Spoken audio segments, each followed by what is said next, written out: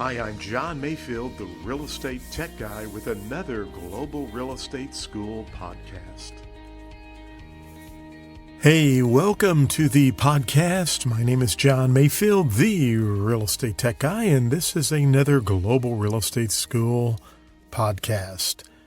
Well, I'm going through the PSI handbook, candidate handbook, and we've been talking about types of property ownership and some various items. I want to remind you that when we talk about ownership in severalty, sounds like several people, doesn't it? But remember, ownership in severalty, you want to link the S for severalty with the S for single or sole ownership. Because ownership in severalty is ownership by one person, a single person. So don't let several make you think of co-owners, because it's not. It's ownership in severalty, and the S, we're going to tie that in with sole ownership or single person. Now, on the real estate exam, and I've talked about this before, and I just heard it from a student this week, what's a unique characteristic about how corporations might take title to property? The answer is a corporation takes title to property in severalty, sole ownership, because a corporation is a single entity, okay? So don't forget that. If you see a question about corporations and how they take title to real estate, as a corporation, it is a single entity. Therefore, it's going to take title in severalty. The S for severalty and the S for single or sole ownership in a corporation is a single entity. So you're not going to miss that question on the exam.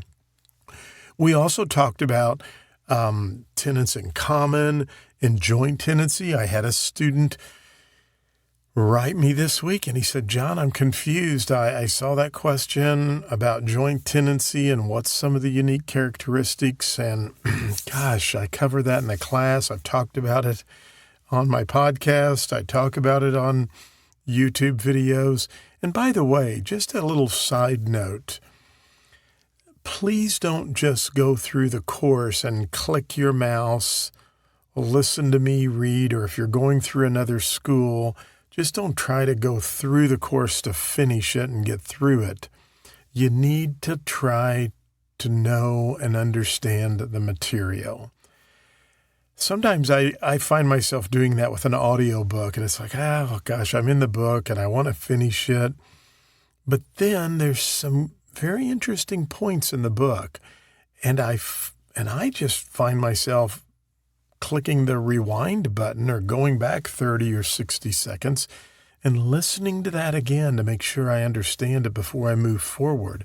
You have to do the same thing in the real estate exam in preparation for the real estate exam, I should say, is that I don't want you just trying to zip through the course and then say, okay, I'm going to go take the test and I think I can squeeze through.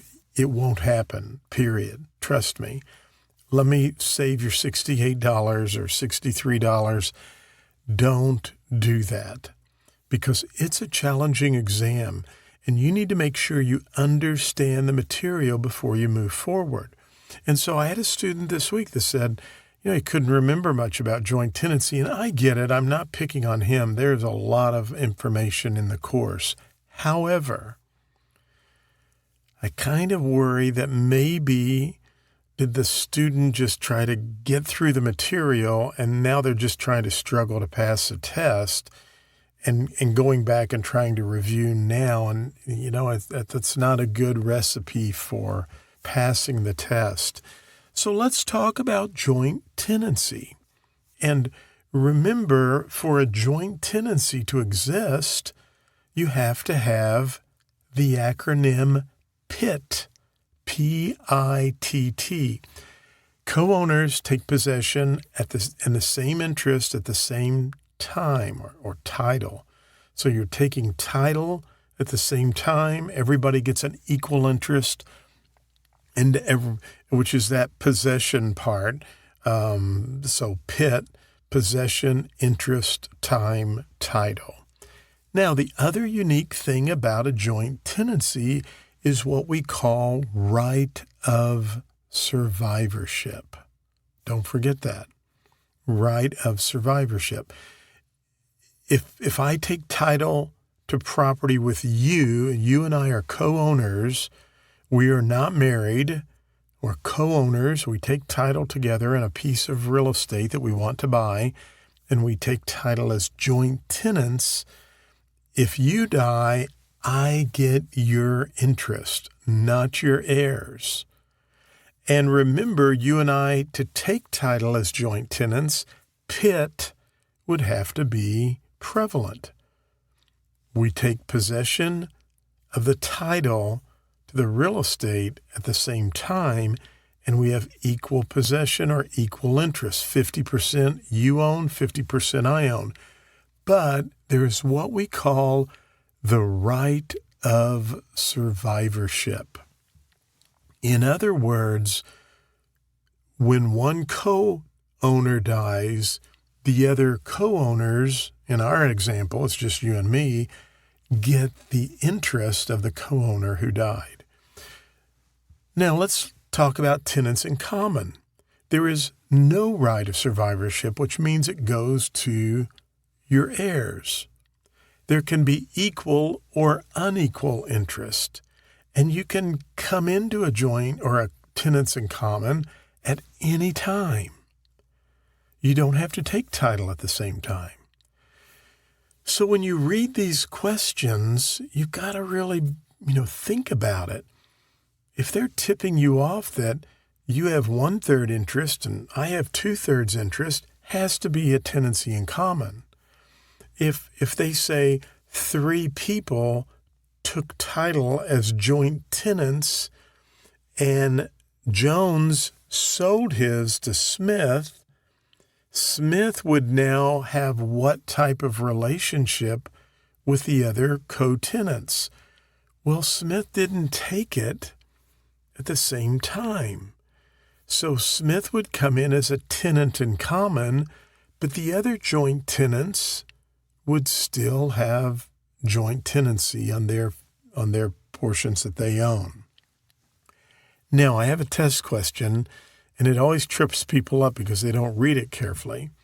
And it says that there were 3 joint tenants. They owned property as joint tenants with the right of survivorship.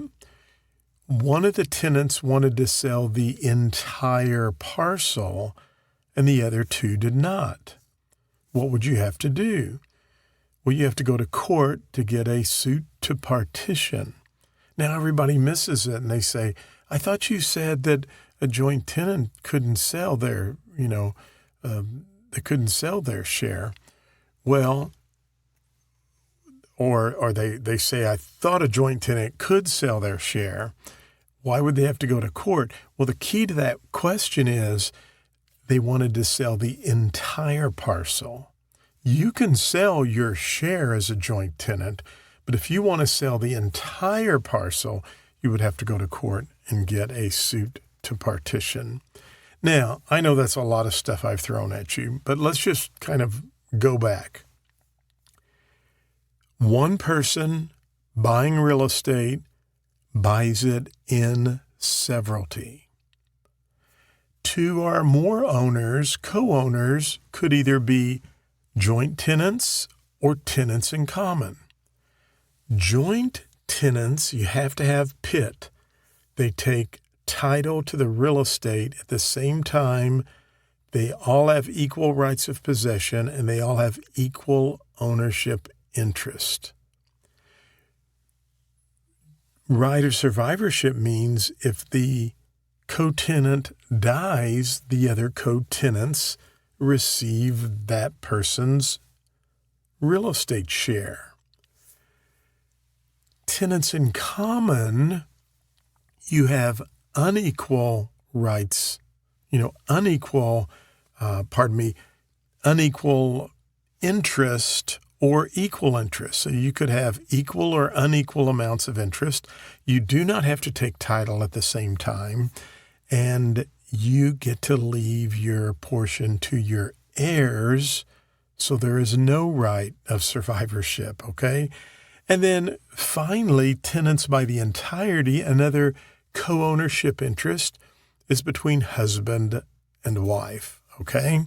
Now, on the exam recently, someone said they saw a question that said, for a situation where it's a tenancy by the entirety, husband and wife, in order to pledge collateral under a tenancy by the entirety, who all would have to agree to that? And the answer is both the husband and wife. In other words, I couldn't take a loan out on our property without my wife agreeing to it and also signing the paperwork. So it's I know nothing else about the question except under a tenancy by the entirety, who all would have to approve to secure property for a real estate loan? And the answer is they both would have to, okay? So tenancy by the entirety has to be husband and wife, and other items apply there as well. Well, a married couple owns a home together as joint tenants. What is a unique feature of this property? Well, they would own the property if they're married as tenants by the entirety. And the unique feature about that is there would be what we call right of survivorship. If the husband dies, the wife gets the property. If the wife dies, the husband gets her part. Just like a joint tenancy, there's right of survivorship. So right of survivorship with both tenants entirety, tenants by the entirety, and joint tenancy. A lot of information, isn't there? That's why I think you need to be studying those definitions. And my digital flashcards at Global Real Estate School can help you pass that real estate exam on the very first attempt. Hey, check us out at globalrealestateschool.com. Don't forget my YouTube channel. Subscribe to that. I cover a lot of different things. I actually just did a couple of math problems this morning, posted one up there, and today I'm getting ready to post the other one. But Global Real Estate School, subscribe to the podcast, go over to YouTube and subscribe, and check us out. We've got some great resources to help you pass the real estate exam on the very first attempt. Well, as always, thanks for listening to the podcast. I hope you have an amazing day.